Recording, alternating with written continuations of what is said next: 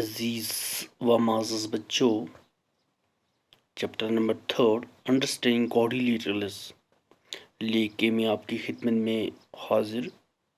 आज का जो हमारा टॉपिक है वो है एक्सरसाइज 3.3 और आज जो क्वेश्चन हम सीखने जा रहे हैं एक्सरसाइज 3.3 में वह है क्वेश्चन नंबर 1, 2, 3, 4 एंड 5। ओके बच्चों, तो चलो बच्चों शुरू करते हैं। सबसे पहला क्वेश्चन जो हमारा है वो है given a parallelogram ABCD, complete each statement along with the definition or property used। Okay बच्चों, हमारे पास एक पैरेललोग्राम है। given a parallelogram ABCD, ये आपके सामने एक पैरेललोग्राम है। Complete each statement along with the definition और प्रॉपर्टी यूज्ड, तो हमें इसको कंप्लीट करना है। ईच स्टेटमेंट, कौन सा statement? A D is equal to D dash. Second यहाँ पे हमारे पास है एंगल डी सी बी, यानी ए डी, कौन सा? A D is equal to D dash. एक ये हमें बराबर करना है। दूसरा जो है angle D C B, angle D C और बी, ये एंगल हमें, यानी डी सी और बी, ये एंगल हमें किसके बराबर है? तीसरा है ओ सी। ओ सी यहाँ पे है, ये आपको दिख रहा होगा, ये ओ सी किसके बराबर है? फिर है fourth one angle M D A B, ये डी और ए और बी, हाँ, plus angle M, angle C D A, C D और ए, ये एंगल हाँ किसके बराबर है? ठीक है बच्चों, तो लेट अस डिस्कस। हमने क्या देखा? एंगल ए डी जो है, यहाँ पे आप देख सकते हो, ये है angle A D. Angle A D जो है ये किसके बराबर है? यहाँ पे आप इस साइड में देख सकते, इसके अपोजिट में कौन सी एंगल है? अपोजिट वाला साइड कौन सा है? ये वाला इसका अपोजिट, तो जाहिर सी बात है बी सी इसका, ये किसके बराबर होगी? बी सी के। ये वाला ए डी किसके बराबर होगा? बी सी के। ओके, क्यों? Opposite sides of a parallelogram are equal, क्योंकि पैरेललोग्राम की जो अपोजिट साइड होते हैं वो इक्वल होते हैं, इसीलिए ए डी जो है ये बराबर है, इक्वल टू है बी सी के, या इस तरह भी कहेंगे डी ए जो है ये बराबर है सी बी के। ओके बच्चों, तो let's talk of this second part. Second part है angle D C B. Okay, D C B, ये हमारे पास डी और ये है सी और ये है बी। हाईलाइट करके दिखा देता हूँ बच्चों आपको, डी सी और बी, ये एंगल। ठीक है बच्चों, तो ये एंगल किसके बराबर है? ये होगी एंगल डी ए बी के, इसकी, इस एंगल के डी ए बी के। क्यों? क्योंकि opposite angles of parallelogram equal, क्योंकि इसकी ये एंगल जो हैं, ये एंगल्स जो हैं ये इसकी अपोजिट में है और ये इक्वल होंगे। ठीक है ना, opposite angles are equal. Okay, तो लेट्स टॉक ऑफ थर्ड। अब हम तीसरी की बात करते हैं, ओ सी। ये है ना ओ सी, यहाँ पे ये है ओ और सी। ओ सी किसके बराबर होगा? ओ सी ओ ए के, क्योंकि ये डायगोनल है। Diagonals of parallelogram are equal, क्योंकि डायगोनल्स जो हैं पैरेललोग्राम के वो इक्वल होते हैं। अब angle angle D A B, M angle D A B यहाँ पे है, देख लेते हैं। डी ए और बी, डी ए और बी किसके बराबर होंगे? Plus angle M angle C D और ए। क्यों? क्योंकि ये जो है ये इसका मेजर जो है वो क्या होगा? 180। ठीक है ना। ओके, तो let's move to its second question. Okay बच्चों, सेकंड क्वेश्चन हमारे पास कौन सा है? ये है हमारा second question. Consider the following parallelograms, find the value of the unknown X Y Z. यहाँ पे आप देख सकते हो बच्चों, हमारे पास कुछ एंगल्स दी हुई हैं, angle 1 part, second, third, fourth and fifth. तो इसमें से हमें क्या करना है? एक्स कहाँ पे है? फॉर एग्जांपल हम इस फिगर की बात कर लेते हैं। यहाँ इसका एक्स ये है, वाई यहाँ पे है और जेड यहाँ पे, मीन्स इंटीरियर एंगल्स। ओके बच्चों, interior angles. One angle is given, कौन सी एंगल गिवन है? ये वाली बी पे जो एंगल है वो दी है। ए डी और सी की एंगल्स हमें निकालनी है। अब देखते हैं बच्चों, यहाँ पे आप देख सकते हो, यहाँ पे कौन सी एंगल हम निकालती हैं? वाई जेड और एक्स। गिवन कौन सी है? 100। ओके, तो अब इसे कोशिश करते हैं सीखने की।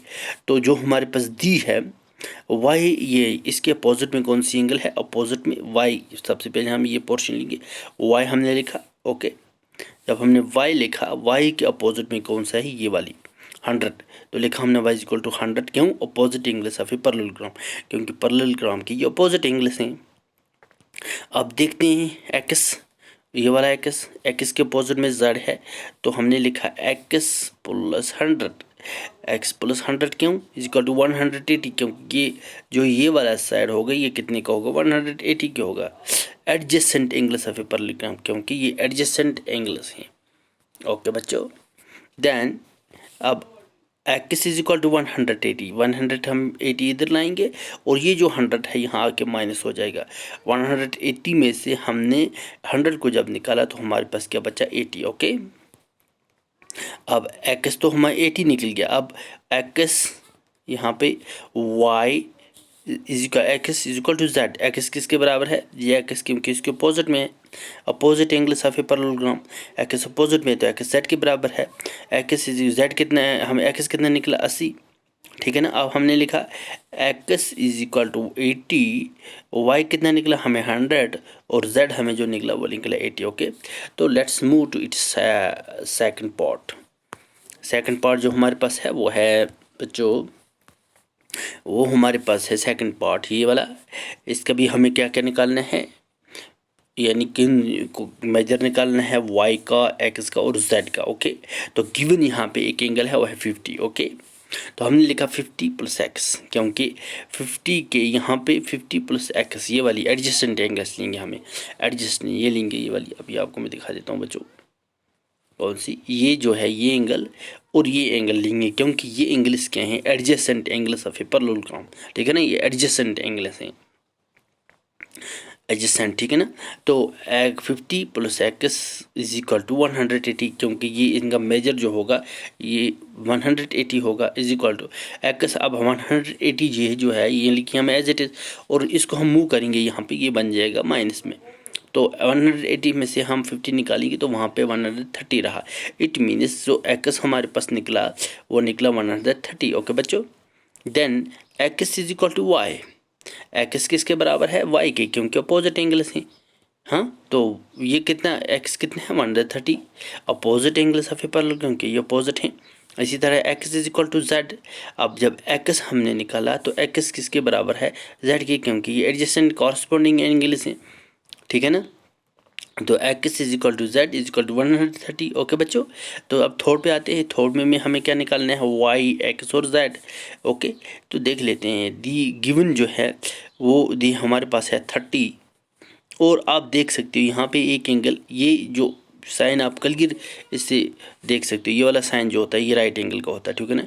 तो हमने लिखा एक्स के अपोजिट में क्या है? 90। तो हमने लिखा X is equal to 90, opposite vertical opposite है ये। ठीक है ना।